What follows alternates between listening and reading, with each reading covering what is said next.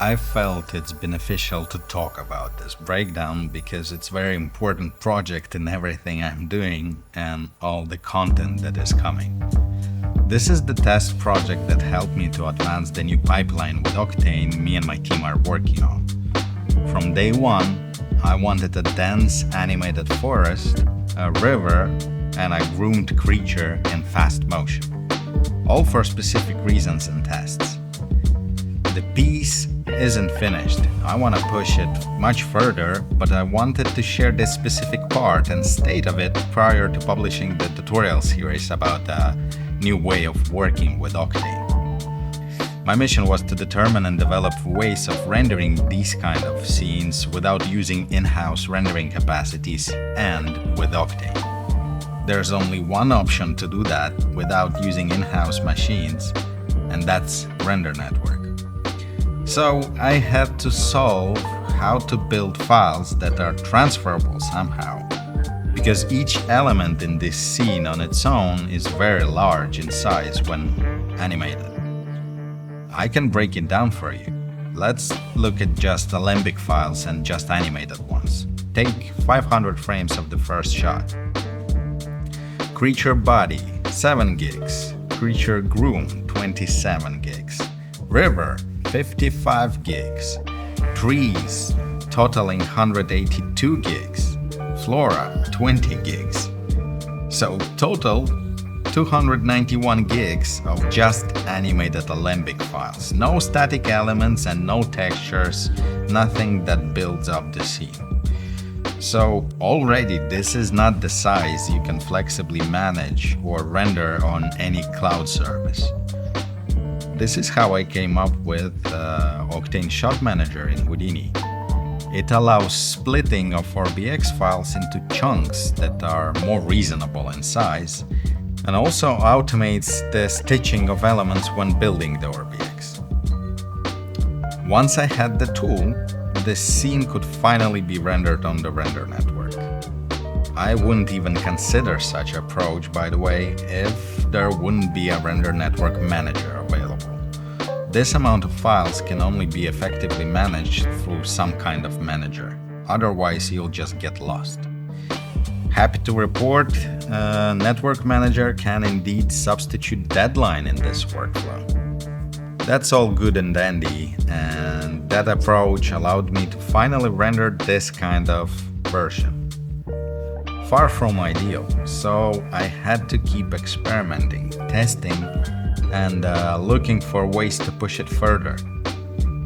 In the Octane Assembler tutorial series, I talk about absolutely new pipeline. In this pipeline, we are not baking any RBX from DCC, or at least bring DCC baking to a minimum, and instead build reusable libraries of assets. We made tools to replicate the scatters you made in Houdini, Blender, or Cinema 4D in Octane standalone. So first attempt at this forest was looking like this, and the new pipeline allowed me to finally achieve the density of the scene that I wanted, because I completely eliminated all those blown up sizes, glitches, and everything that restricted me previously. Overall, only a couple of frames glitched across all renders, which signifies that the scene were perfectly optimized and structured. Now, the creature. I wanted to get into creature design for many years, and this was my first proper attempt, from sculpting to muscle systems. Our lead generalist, Dmitro Proskurin, helped me to rig and animate the beast. By the time I realized I want to implement hooves in a digitigrade animal differently, there was too much work and systems done already, so I decided to leave it as is. This project's objective was not the creature after all. He's my first, and he served his purpose very well. I've also been able to try out Houdini's muscle system, which frankly was very disappointing compared to older FEM solutions. Now side effects came up with new tools that I can't wait to test out with my next creatures. It looks like a lot of issues I had with this one are now solved. river was simulated like any other river I've ever done.